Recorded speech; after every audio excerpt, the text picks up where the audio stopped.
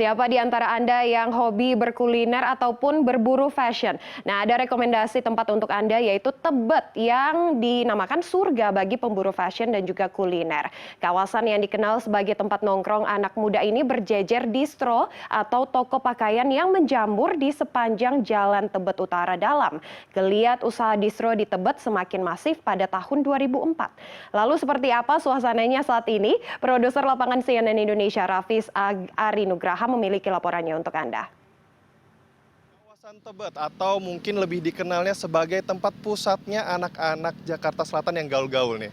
Nah, kalau dulu mungkin ini merupakan pemukiman warga, tapi sejak tahun 2000-an awal, mungkin sekitar tahun 2004 sudah bertransformasi sebagai pusat berbelanja atau pusat pakaian bagi anak-anak muda. Nah, tepatnya di Jalan Tebet Raya Utara Dalam nih, sepanjang 1 kilometer dari depan hingga ke belakang saya, ini berdiri mungkin sekitar 100-an distro. Nah, tapi sekarang kondisinya berdasarkan hasil pantauan kami tadi sejak pukul 19.00 memang kawasan ini sudah tidak seramai dulunya. Kalau dulu mungkin bisa dilihat jalanan ini diramaikan atau macet mungkin ya karena pengunjung hilir mudik mencari pakaian atau sekedar nongkrong-nongkrong di tempat-tempat gaul yang ada di sini.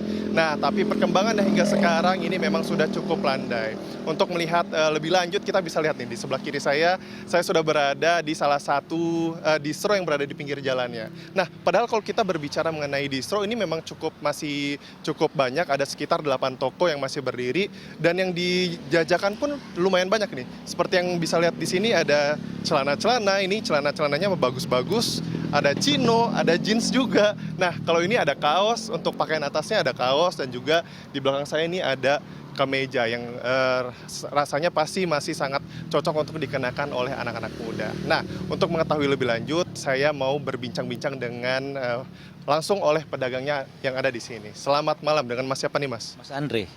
Mas Andre. Ya. Mas Andre, sejak tahun berapa nih, Mas, sudah berjualan di kawasan Tebet? 2001.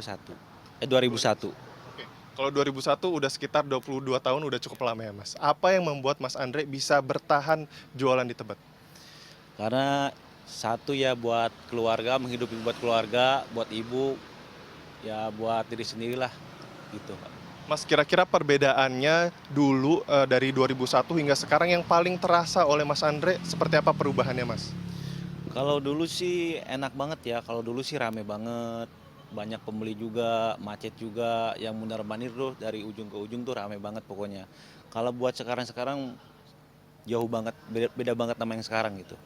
Berarti udah jauh lebih sepi ya, Mas Andre. Nah, kira-kira apa sih, Mas, yang membuat kawasan Tebet ini udah berkurang peminatnya?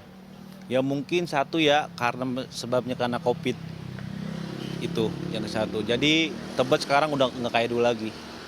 Gitu. Mas, ini kan sudah digempur oleh penjualan online juga sudah ada, Mas. Kira-kira dari Mas Andre, langkah seperti apa nih, Mas, yang Mas Andre lakukan supaya masih bisa tetap berjualan hingga ke depannya?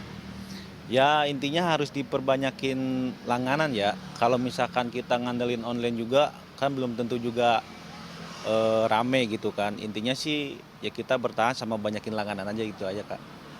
Oke, siap. Terima kasih banyak, Mas Andre. Semoga nanti semakin laris lagi ya, Mas Andre. Amin, amin.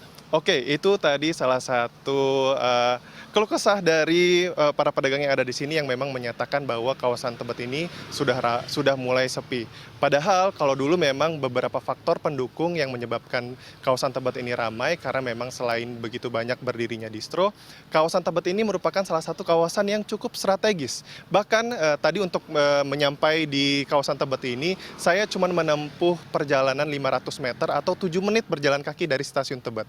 Mungkin karena itu para pengunjung itu masih cukup ramai datang ke sini. Dan juga selain itu memang distro-distro yang berada di sini menawarkan begitu banyak pilihan pakaian seperti produk kaos, kemudian celana, jaket, bomber, dan aksesoris lainnya yang memang masih diburu oleh anak-anak muda. Rafis Ari Nugraha, Andri Kurniawan Saputra, Jakarta.